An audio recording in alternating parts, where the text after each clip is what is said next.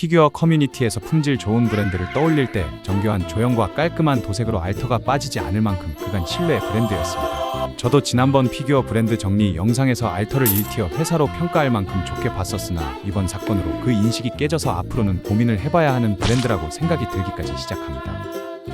사건의 시발점인 25년 7월 어느 날 커뮤니티 게시판에 충격적인 글이 올라왔습니다. 잘 보관하던 피규어에 곰팡이 같은 검은 얼룩이 생겼다는 내용인데 이 현상이 알터 제품 몇 개에서만 벌어진 게 아니라 굿스마일 컴퍼니 제품에서도 유사한 변색 문제가 보고되었습니다. 저도 햇빛이 들지 않는 장식장에 보관하던 세인트 루이스를 꺼내 확인해보니 몇 달 전까지 멀쩡했던 피부에 큰 얼룩이 생긴 것을 발견했습니다. 이른바 피규어 흑사병이라 불리던 사건의 시작이었습니다. 사건은 SNS와 커뮤니티를 통해 빠르게 퍼졌고 두 회사는 공식 입장문을 내놓았습니다. 알터는 7월 공지에서 세인트 루이스 제품에서 피부 부분에 변색이 발생할 수 있음을 인정하며 문제가 있으면 문의해달라고만 안내하며 구체적인 교환이나 환불 등 보상 방안은 전혀 없는 반쪽짜리 입장문이었습니다.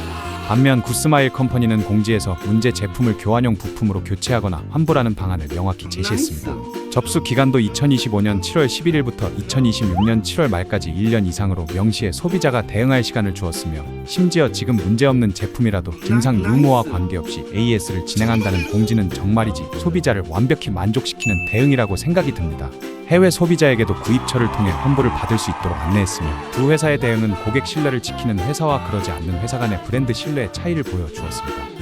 이후 알터는 한 달 뒤인 8월에 추가 공지를 통해 변색 원인이 도료 첨가제라고 밝히며 이후 발매될 제품에는 대책을 적용했다고 하지만 여전히 피해를 입은 소비자에게 어떤 보상을 하겠다는 언급은 없었습니다.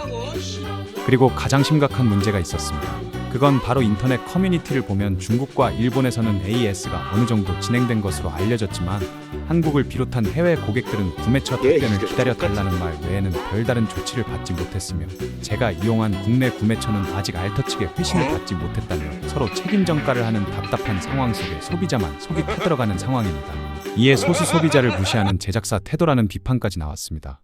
이번 사건을 통해 알터가 이후 발매될 제품들은 조치를 취했다고 하지만 다른 문제로 제품에 하자가 있을 경우 그때도 소비자 구제를 받지 못할 가능성이 높다는 것을 깨닫게 된 사례이기 때문에 알터 브랜드 이용을 조심스럽게 생각하게 됩니다. 굿스마일 컴퍼니는 막대한 손해를 감수하면서도 브랜드 이미지를 지키기 위해 교환 환불 정책을 내놓았지만 알터는 책임을 모호하게 하고 해외 고객을 사실상 방치해 자신들의 브랜드 이미지를 스스로 깎아먹는 점이 너무 대비되는 모습입니다. 피규어 수집가로서 이러한 일은 정말이지 속상하네요.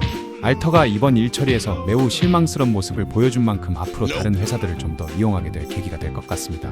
여러분이라면 어떠신가요? 오늘 영상은 여기까지입니다. 다음 영상에서 뵙겠습니다.